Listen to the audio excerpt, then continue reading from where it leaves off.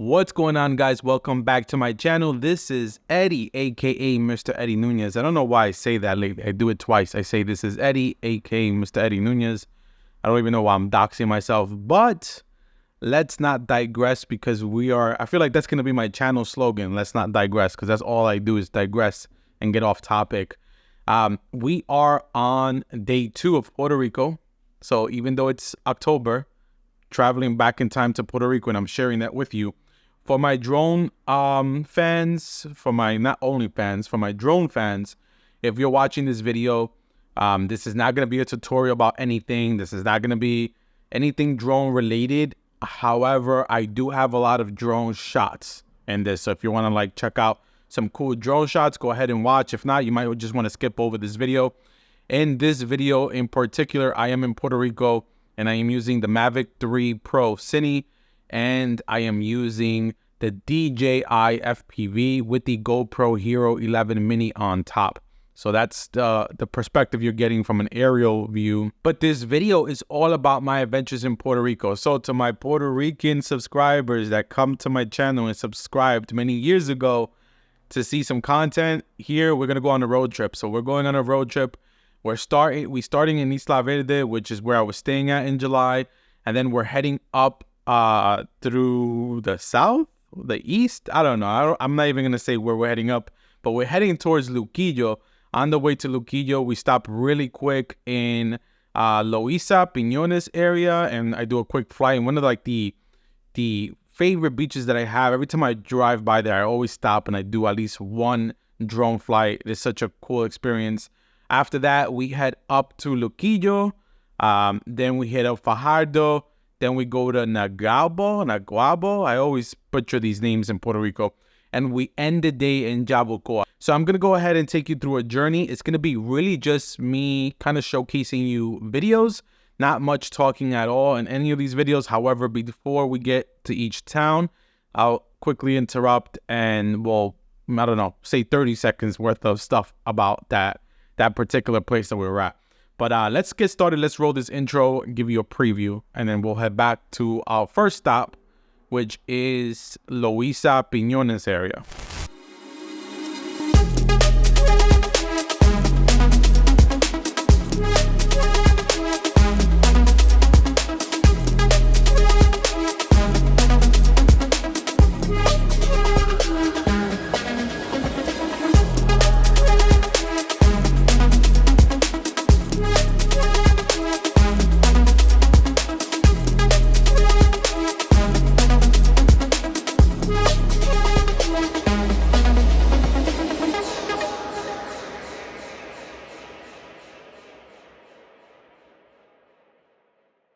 All right, so as I shared as part of my intro video, right now we are leaving the Airbnb that I was staying at in Coral Beach, and we're headed down to Loíza to start our journey. This is stop number 1 of many that we're gonna take.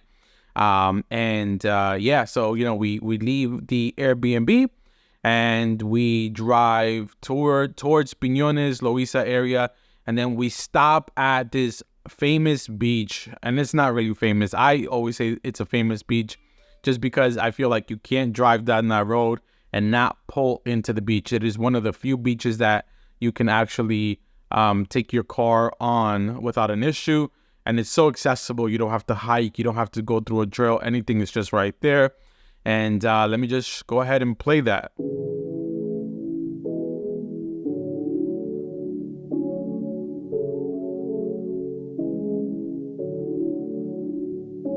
Across the miles, our hearts are one, miles away, but the love is strong. Dreaming of the day we'll reunite, distance won't tear us apart. In my thoughts you're always by my side, baby.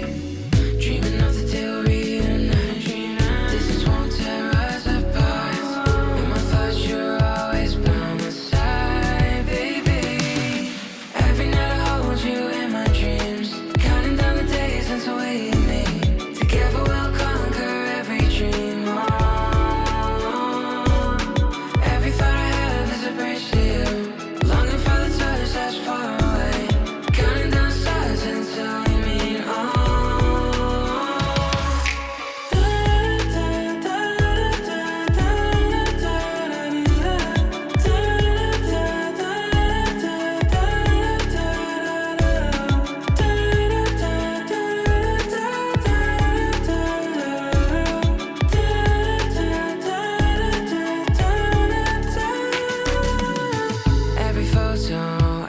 message fuels the flame of our love. Every challenge, every moment, carry our hearts through the dark. Every second, every minute, our bond grows stronger. Love, every song that passes by keeps the fire of our love. Every night I hold you in my dreams, counting down the days until we meet. Together we'll conquer every dream. Every thought I have is a bridge to you, longing for the touch that's far away, counting down stars until we meet.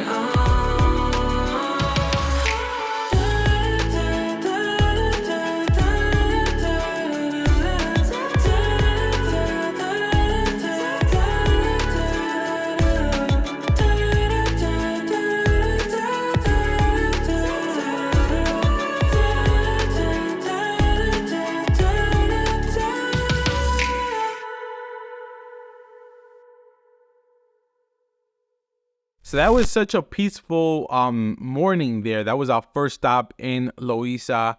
And as you saw, it was quite overcasted. It was just, the whole week was overcast. I remember when I was in Puerto Rico and we had some of the Sahara desert, the Sahara, not the Sahara desert, the Sahara sand storms, or that, you know, orange mist in the air, in the atmosphere.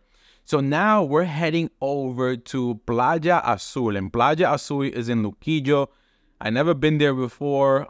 You know, shout out to my father-in-law, who was the one that was accompanying us in this trip with me, my wife, and Alex. And he took us here. Luquillo, I always stop in Luquillo when I'm going down this coastal route. And I stop at that beach in the famous kiosk. And this time we hit up something different. We hit up Playa Azul. And again, it was a very overcasted day, very windy. Not so much great colors, but I still went ahead and took the drone up. So let me go ahead and show you that.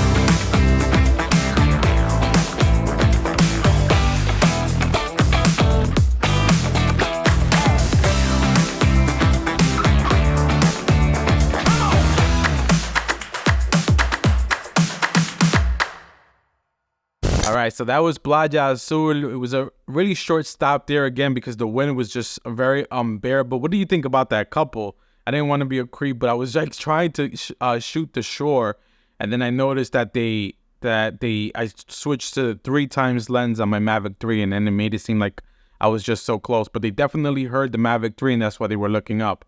But it looks like a beautiful beach. It was a beautiful little strip. There was like different coffee shops, different little restaurants.